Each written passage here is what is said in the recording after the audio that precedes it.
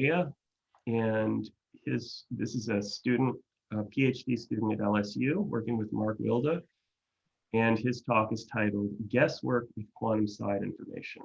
And so, can we confirm that we are now recording? I did press record. Usually it says this meeting is being recorded, but I didn't hear that. I'm seeing a little recording thing in the upper left-hand corner. Right, so I think it's going. Okay. Yeah, I see it. All right. Well, then take it away, Vishal. Thanks for the introduction, Peter, and thanks to all the other organizers for inviting me to give this talk. This is a project called Guesswork with Quantum Side Information, which I'll explain in the slides in the minutes to come. It's a project done with Mark and also Eric and Nilanjana, who were at the University of Cambridge. It took most of last year to, most of last year to formalize the problem, get results, and we're pretty happy with what we have. So I'll share what we did. This talk is designed to be kind of slow. It doesn't have too much content, I hope. So if you have any questions at any time, feel free to stop me. First, what is this thing that we're calling guesswork? You can consider it as an alternative quantity to entropy, that is an alternative security criterion or an alternative quantifier of uncertainty or non-uniformity. The motivation is pretty straightforward in terms of real life scenarios where we're trying to quantify the security of some message, some string against brute force attacks. So for example, if you're logging into some sort of website and they're asking you for your password, if a malicious agent is trying to hack into your account, they only get a certain number of incorrect guesses before they're locked out. And that number of incorrect guesses, or rather the number of incorrect guesses required until you get the correct answer, is what we call the guesswork. Like the entropy, the guesswork is also maximized on a uniform distribution or uniformly random distribution. And that's why we're considering both to be measures of non-uniformity. I'll define it more mathematically now. So consider that we have a random variable x. So in this case, we're considering everything to be classical. It has an underlying distribution and it can take some values. As we often do in information theory, we can consider there to be two parties, Alice and Bob, where Alice is the one who chooses a particular x and Bob doesn't know what that is. However, Bob does know the underlying distribution. He's only allowed to ask questions of the form, is Alice's value this particular one? Or is xj equal to x? And guesswork is simply the average number of guesses Bob needs until Alice's answer to his question is yes. I'll try to explain this in a diagrammatic or schematic way. So consider a simple example where Alice picks one of 5 symbols. Where Alice picks one of 5 symbols, and what's in quotation marks in each of these boxes is the question that Bob asks. So let's say Bob first asks, is x equal to 1? If the answer is yes, the protocol is aborted. And if not, then the protocol repeats. It's instructive to think of this as a linear search type of algorithm or a linear search type of query complexity. Whereas when we consider the other more famous quantifier, Shannon entropy, that follows more of a binary search framework, where consider the same situation where you have the same guessing game between Alice and Bob. Alice picks a symbol in the same set. However, in this case, let's say Bob is allowed to ask more complicated questions that are membership questions rather than just equality. And in this case, you can see already that this search tree in a vague sense is smaller than the previous one. And that's a well-known fact or a well-known complexity theory heuristic that binary search is always going to be quicker and needs fewer queries than linear search. The reason for me saying these things is to just draw the differences or the similarities between entropy and guesswork. Now, the previous example was very simple and didn't really encapsulate either the real world intent of a malicious hacker, nor is it too mathematically involved. It can be more rich and applicable when you consider some correlations that Bob possesses that we sometimes call side information. This is in build-up to building up the more general perspective of quantum side information. So first we'll consider what happens if Bob just has classical side information. Earlier we just had a random variable x. Now we're going to have two random variables x and y that can have a joint distribution. And Alice, as earlier, possesses x. However, Bob now possesses this additional system y. And Bob's job is to use his value of y and somehow perform the same guessing protocol. And I guess I'm just inserting the optimal algorithm to minimize the guesswork here too, where it's just what says in the second line. Bob has a particular instantiation of y, and since he knows the total joint distribution, he also knows this conditional distribution of p x given y. He just guesses in decreasing order of those, which intuitively makes sense. If you want to minimize the number of guesses, you want to guess the most likely element first, and then go in decreasing order of that. And just by manipulation of the formula or the expression, we can also write it in this kind of different way, where the guesswork is also can be considered to be the total guesswork can be considered to be the average over the conditional guessworks, or rather the guesswork associated with the respective conditional distributions. So as I said, now we'll introduce the actual thing that we're studying, which is guesswork with quantum side information. In principle, this is quite simple. Instead of a random variable y, Bob just has a quantum state b. And instead of sharing a joint distribution, Alice and Bob are now sharing a joint state. By definition, we allow Alice's system to only be classical. So she's still possessing only these classical symbols that she picks from, and they again have a particular prior distribution. However, Bob's side is quantum, and so this is what we would call a canonical classical quantum state. Bob's task is pretty much the same as what I described in the previous slide. Given a particular, given a quantum state on the B system, Bob aims to guess the value of X.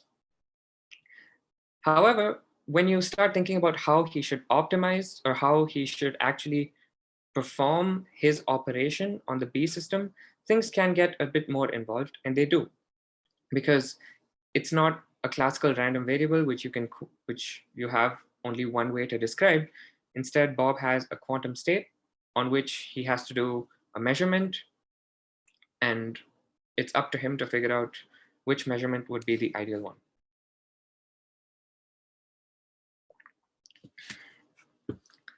The other complication, or the other richness, is coming from the fact that by design, the protocol to calculate the guesswork is a multi-step protocol where Bob needs to keep querying Alice whether he has made the correct guess, and if the answer is no, he still has his own B system on which he can perform some action.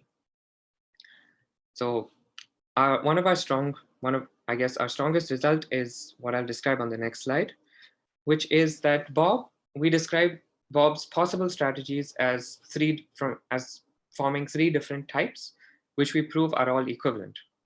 This is both qualitatively useful as well as numerically useful because it helps us compute things much easier. The first type of strategy is where Bob performs a POVM, which is a general quantum measurement on the B system.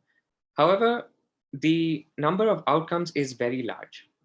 It's going to be n factorial if Alice was picking one of n symbols.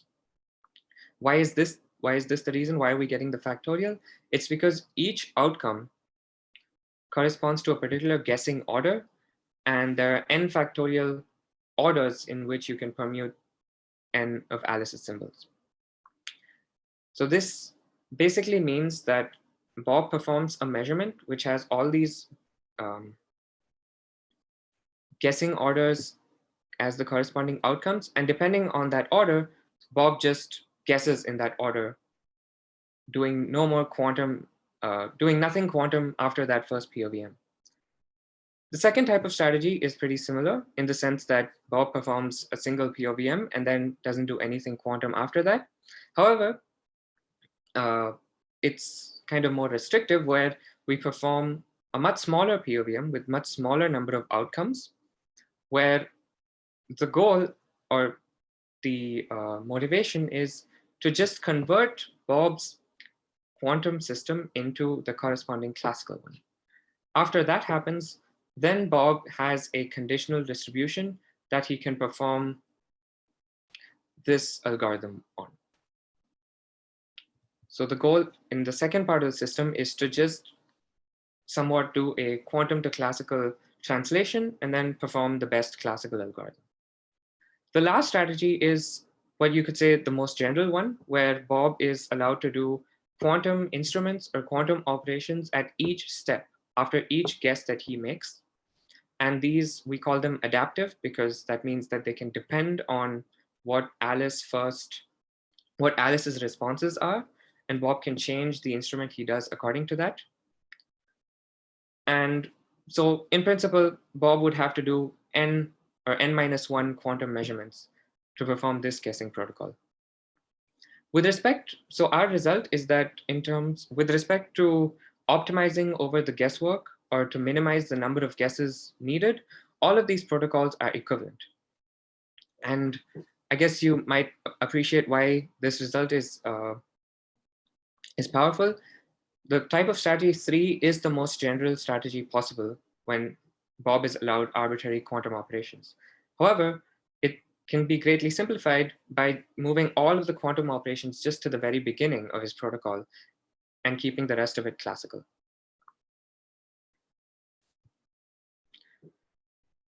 We also proved some properties of this guesswork. I guess I'm just stating them, not going into details. Details are in our archive post. So first of all, consider there to be a function that goes from the state to the optimal guesswork. First of all, we proved that it's concave, which again comes from the optimization form that we develop. And what we basically get is that the guesswork is a minimum of some linear functions and hence is concave. The other, perhaps more important property we prove is that there is a continuity property obeyed by this guesswork. The notation is kind of subtle, so I'll point it out here, where consider that the guesswork is being evaluated on two separate classical quantum states, rho and sigma. If rho and sigma are close in what we call the one norm, which is a pretty well used distance measure for quantum states, it means that the guesswork is also close. And this might be obvious, but it has a good application, which is that it can be used to certify the security of a non-uniform or an imperfect secure key state. Again, I haven't gone into details here, but the idea is that, let's say if rho was a perfect key state and sigma was epsilon far away from it, we can prove that the guesswork of the sigma state is also some epsilon multiplied number far away from the perfect guesswork. Both of these properties come from the semi-definite optimization form of the guesswork. The term SDP means semi-definite program. I'll mention the SDP in the next slide. There are some details here that I'm not going into, but I've included it for completeness. The guesswork, as I said, is just it's a minimization of a set of linear functions. We define, earlier I had alluded to permutations and guessing orders. The reason they become more important over here is that the entire SDP is formulated on having individual POVM elements corresponding to each guessing order, which is what these constraints in these two lines correspond to.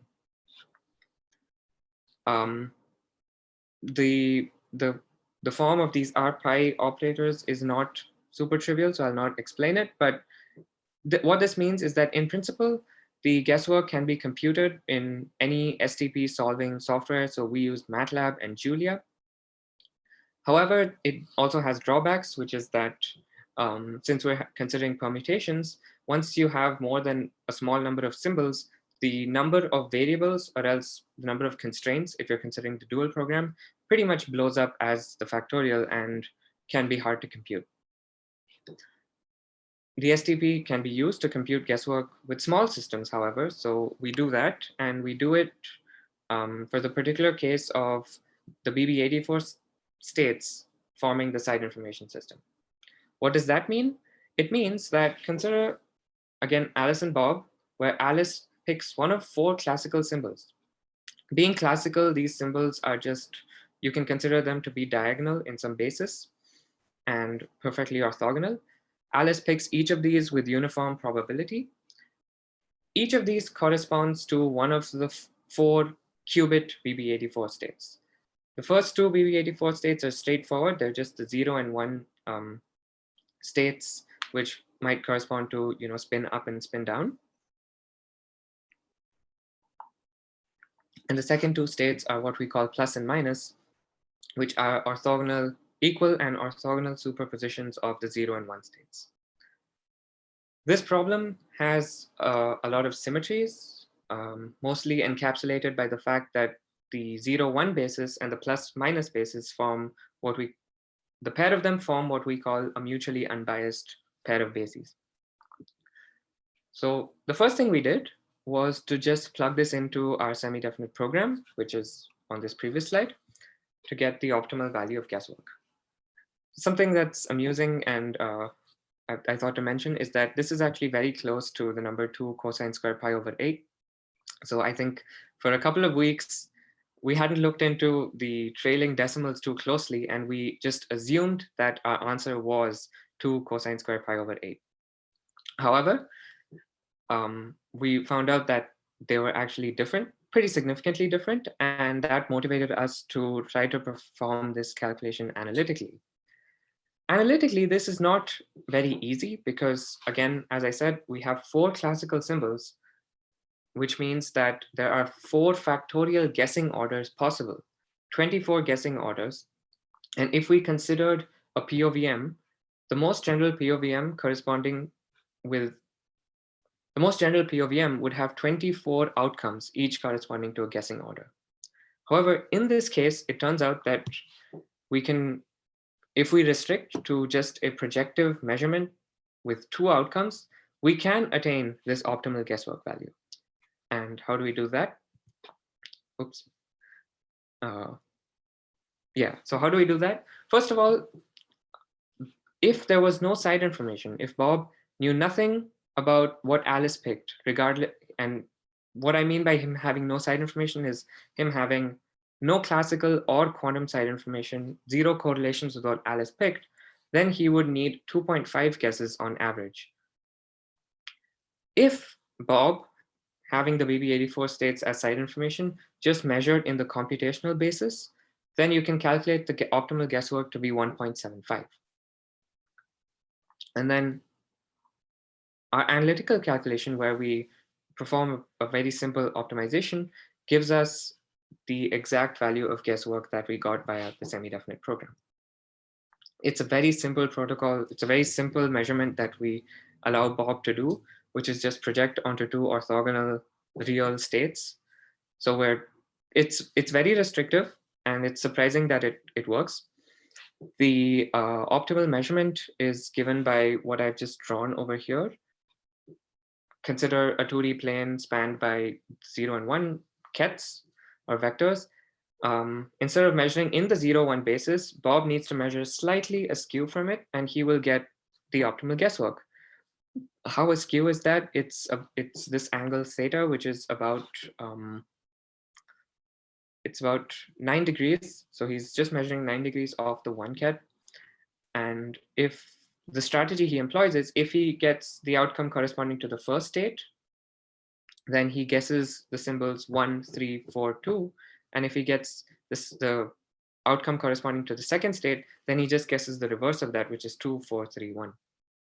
And then if you perform all the analytical calculation and take the derivative, set that equal to 0, you get this very surprising expression, which is 10 minus square root of 10 over 4, which is very close to 2 cosine square pi over 8. So that's all I have for today. There's a few results that I didn't go through, which we also proved just in the interest of time. So I'll summarize and state some of those results. Guesswork is an entropic quantity. It's defined as the number of guesses required to guess the realization of a random variable.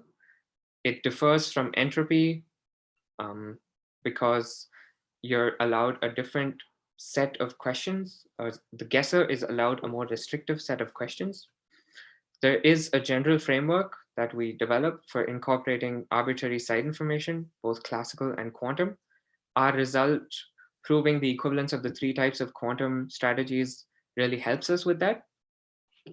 We also proved that the guesswork with quantum side information is concave and Lipschitz continuous. Those properties hold in a much more, not trivial, but in a much more easy to prove sense in the case of classical side information, which is obviously a corollary of having quantum side information. We proved some entropic bounds, which I haven't mentioned over here, but we proved some entropic bounds that are inspired by and very similar in form to the ones proven in the classical literature on guesswork. And despite having the STP formulation, we do not have a polytime algorithm for computing the guesswork. So the STP, as I said earlier, even though we have an STP, it has an n factorial number of constraints or an n factorial number of variables. So even though, so it is polynomial, but it's polynomial in n factorial. And it becomes very hard to calculate the guesswork even for slightly involved cases beyond the BB84 one. For example, we tried to compute guesswork for just the next step where Alice guesses 2 symbols and Bob has 2 copies of the BB84 states as his side information. And even running on a small computing cluster, we were unable to compute the STP. So we had to resort to some algorithms to obtain bounds. Again, though the full details of that are in our archive post.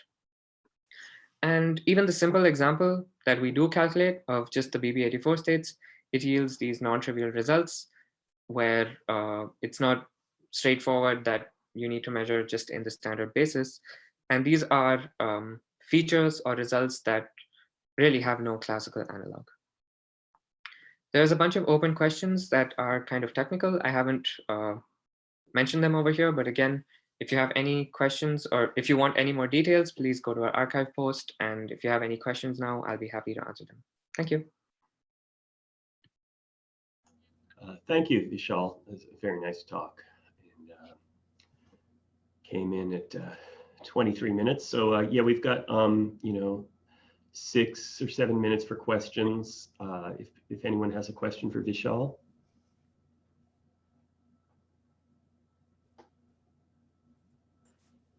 Vishal, where does H bar come into it, or does it at all? In this case, I don't think H bar is needed, except I guess you could say the quantum systems need to be small enough to maintain superpositions for it to exhibit the quantum properties. I guess what I'm saying is that we, at least in this example, we consider that you have these 0, 1, plus, minus states in an abstract way. But if we were to go into the realization of how you would construct these states in this particular form, then you would have to consider the technical details or the details of the system in which you're encoding them. Maybe you could speak a bit about how we propose the experiments, Omar and Chunglong. Yeah, I can. Yeah. So we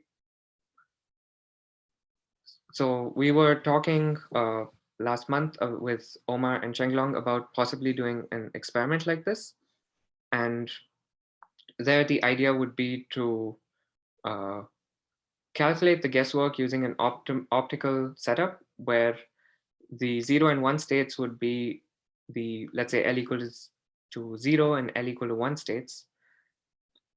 Or the setup they had was more amenable with an odd number of states. So let's say you had 0, 1, 2, which correspond to L equal to -1, L equal to 0, L equal to 1. And then they have a way to construct a mutually unbiased basis to those 3 states, which would be like a, I don't know, plus, minus, and another state. And then you would have to perform some sort of projective measurement on those L states to get the guesswork. This is orbital angular momentum, right? Did you Yes. say that? Yeah. Okay. L orbital angular momentum. Can I ask on something? Mm-hmm. Can you explain the 9 degrees in terms of symmetry? I don't know how to explain it. I guess you could say that you measure in the standard basis and you keep pushing, and the guesswork keeps reducing, and maybe it reduces the most at this 9 degrees and then it starts increasing again. Yeah, I don't have a feel for why it's this number. okay. Do you get the same answer for, let's say, 45 degrees plus 9 degrees? Or 45 degrees minus 9 degrees? Because I don't see any difference between Oh, yeah. 9 degrees and 45 minus 9 degrees. 45. I mean, 9 and -9, I can see will give you the same answers. 45 plus 9. Yeah, it should give you the same thing, because that essentially means you're swapping out the 0, 1 with the The plus. 0 1. Yeah. Yeah. Okay. But I think there's nothing really special about, like, obviously there's this 9 degrees is equivalent with a number of different configurations. Because the reason we get 9 is because we fix the guessing orders to be 1, 3, 4, 2. So we fix the first symbol to be guessed as either the 0 or the 1. If you fix the first symbol to be guessed as the plus or the minus, then we would get what you're describing, which is 45 plus 9. Mm-hmm. We somehow just prioritize the 0, 1 states in our calculation, which is why we got it in this way.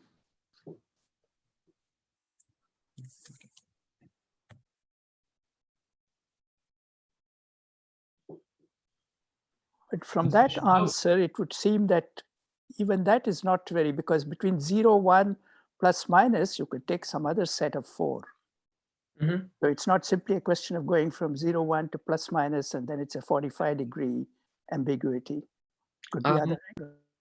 I think what I was saying is that the way we calculated this is when I mentioned this guessing order, we fixed that we fixed it and then performed the optimization to get the angle. And we fixed it in this particular way. So if we fixed it in a different way, we would get a different angle. Exactly. Yeah.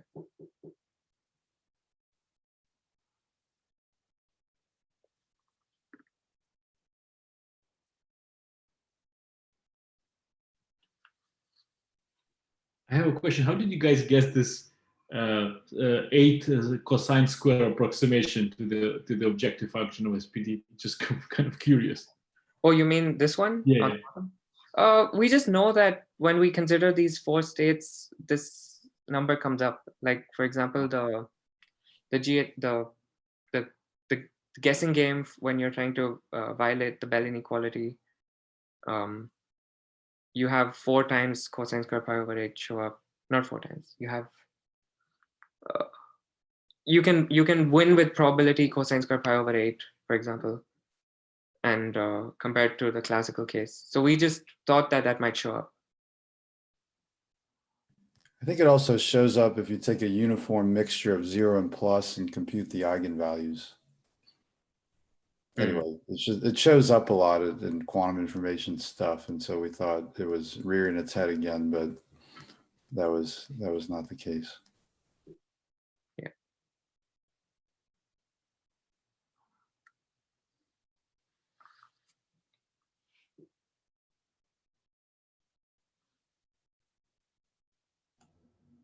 Okay. Is there anything else for Vishal? We do have a 5-minute break between speakers, but Very nice. we It's very don't nice. want to fill that up entirely with questions. It's more to make sure we can do the transition effectively. But you know, if there's anything else, and if not, thank you, Vishal. This is for this very interesting talk about guessing, and it's fun to see that. What is that called? Experimental mathematics, when you get some number and you think that it's, you know, cosine squared of pi over 8, and then you compute it to a few significant digits and find out that you're wrong. You know, I've done a couple semi-definite programs, and I could see why, you know, you might get only 2 significant digits or something and think you'd hit on the money there. Yeah. So, but I'm glad that you were able to get your 10 minus root 10 analytical solution.